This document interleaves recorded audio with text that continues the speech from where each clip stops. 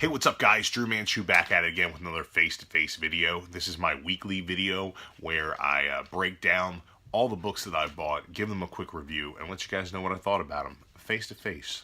Look you right in the eye. I'll let you know the deal.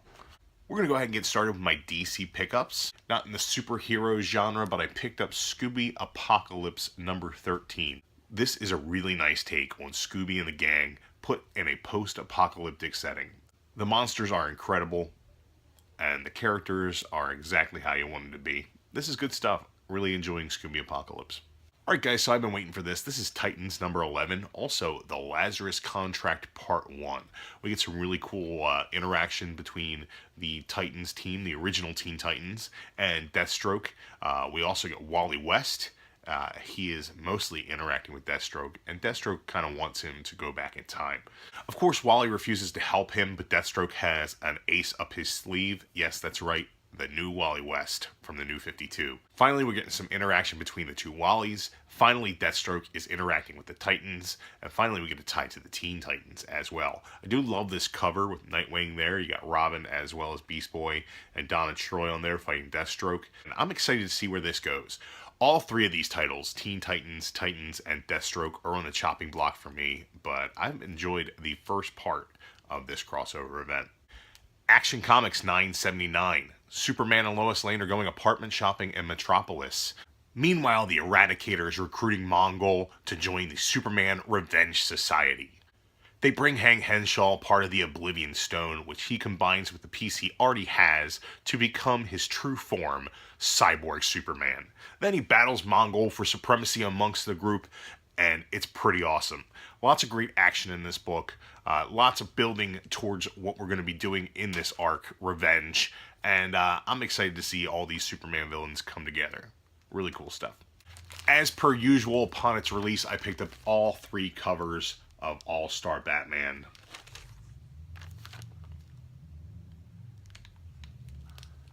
Been loving these covers. I've been loving most of these stories by Scott Snyder. Really been loving the backup, the Cursed Wheel that just wrapped up.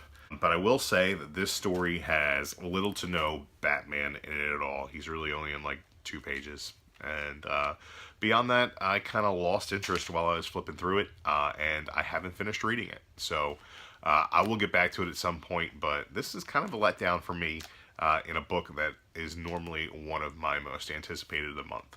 Detective Comics number 956. I've not been a super huge fan of this run on Detective Comics, and I have really not been a fan of this League of Shadows story arc. But Orphan does again get a chance to shine. Cassandra Cain does an awesome job in this book. We get some backstory between Ra's al Ghul and Shiva to kind of let you know where things went awry. But this book ends on a note that makes me think I'm not going to care for the next part either, as Batman wants to use magic. Like, what?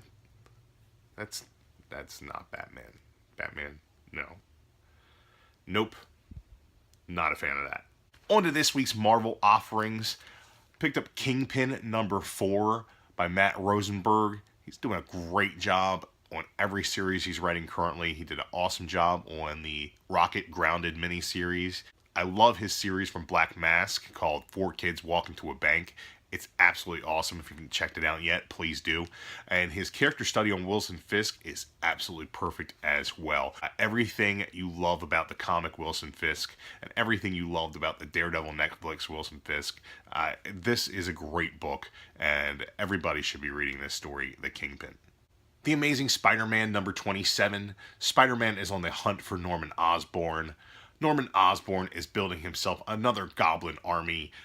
Everything's going to come to a head eventually. If you like Dan Slott's run on Amazing Spider-Man, this is more of the same. I kind of dig where it's going, and you get a lot of bang for your buck with this book. Great art inside, great action, and a really dense story that he's been telling for a while now. So I would definitely suggest you go back and pick up all of this run, The Amazing Spider-Man from All New, All Different Marvel. But I'm a big fan of this, and I think that you guys are going to enjoy it as well. Amazing Spider-Man Renew Your Vows number 7 is a fantastic book. This cover tells you everything you need to know. You got Spider-Man fighting Magneto, you got Spinneret and Spiderling in the background there.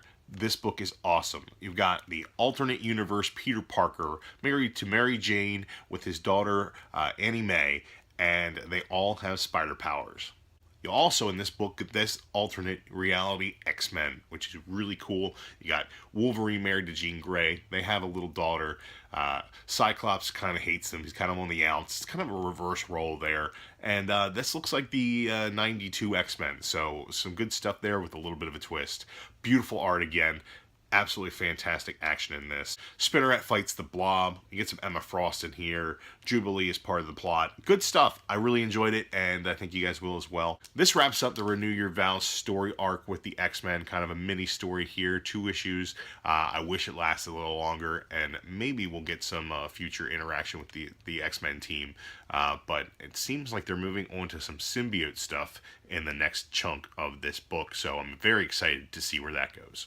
Rocket #1 by Al Ewing. Now, this book to me was kind of disappointing and kind of boring, and I kind of gave up on it halfway through.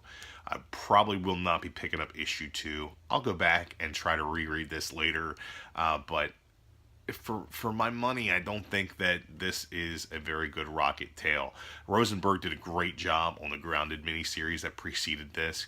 I was spoiled by the Scotty Young run on Rocket, and this is just not what I want out of a Rocket book.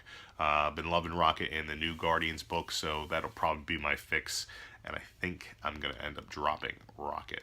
I love Dan Slott and Mike Allred's take on the Silver Surfer. That being said, I can understand why Silver Surfer purists would hate this book.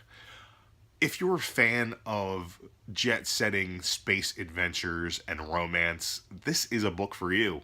I think that you'll enjoy it. If you're a fan of Doctor Who, I think that you'll enjoy the Silver Surfer as well. If you don't enjoy it, at least it's a pretty book. Look at this art here. And it's the same throughout, same level of detail, same great Mike Allred line work, same delicious Laura Allred colors. It's a pretty book. But, it's not for everybody. But it's definitely for this guy. Avengers #7. Hell yeah, Doctor Doom is the new infamous Iron Man, and now he's part of the Avengers. This is a really cool story, and really gives Wasp a chance to shine. Some good stuff here. Really enjoyed the interactions between Victor and Nadia, and I think that if that continues in this Avengers title, I'll be a big fan of it. So I really enjoyed Avengers #7, and I think that you guys should pick it up. Uncanny Avengers #23 brings back Simon Williams' Wonder Man kind of uneventfully. It also splits both Deadpool and Cable from the team, while leaving the Deadpool Rogue story arc open-ended and wrapping up the loose ends of Synapse and Cable's developing relationship as well. After this issue, Uncanny Avengers is moving on to Secret Empire crossovers, so I'm really glad that they tied up some loose ends and they streamlined the team before that happens. Grab Deadpool #30. Now, this is a $10 issue at $9.99 for this book, but it is super thick. It's loaded with a lot of story, and you're basically getting a trade paperback for $10.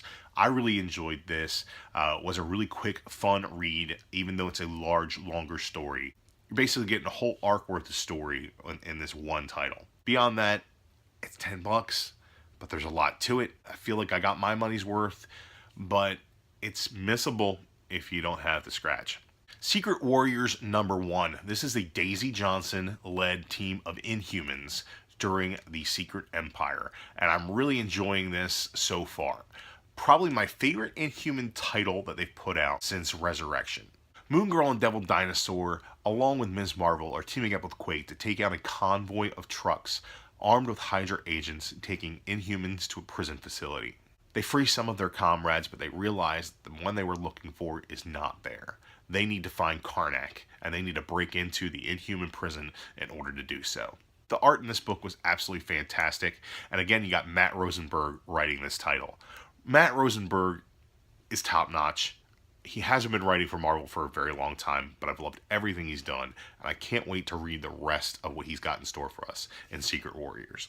I grabbed Old Man Logan #23. Now, this is the latest issue in the Past Lives story arc, which sees Old Man Logan jumping into his previous bodies throughout time.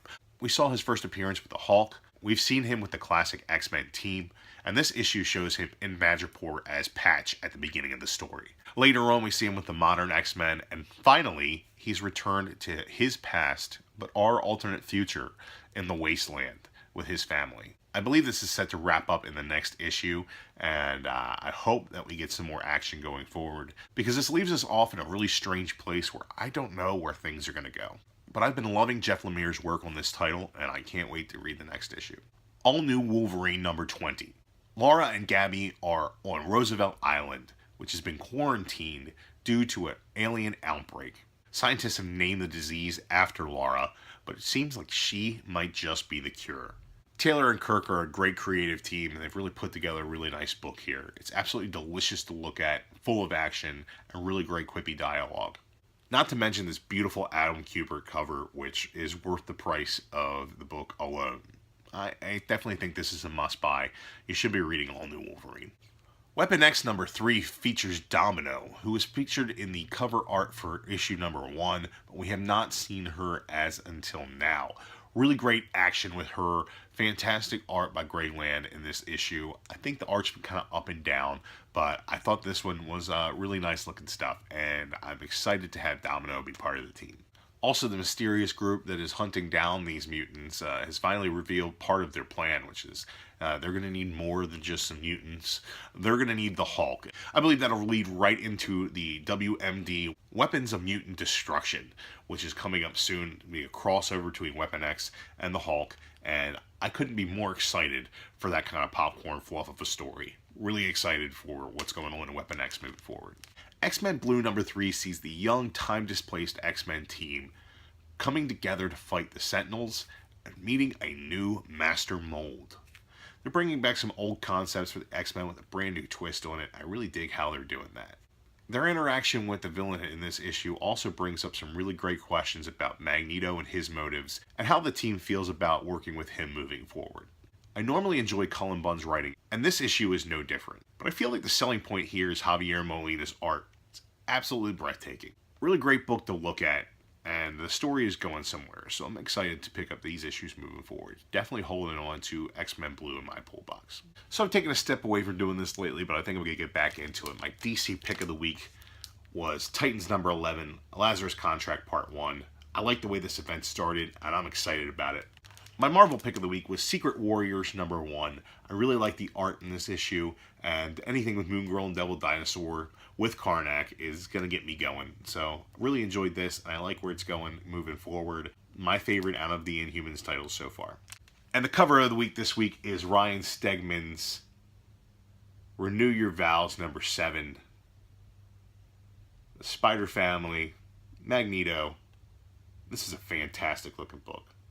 That's it for this face-to-face video, guys. Thanks for checking it out.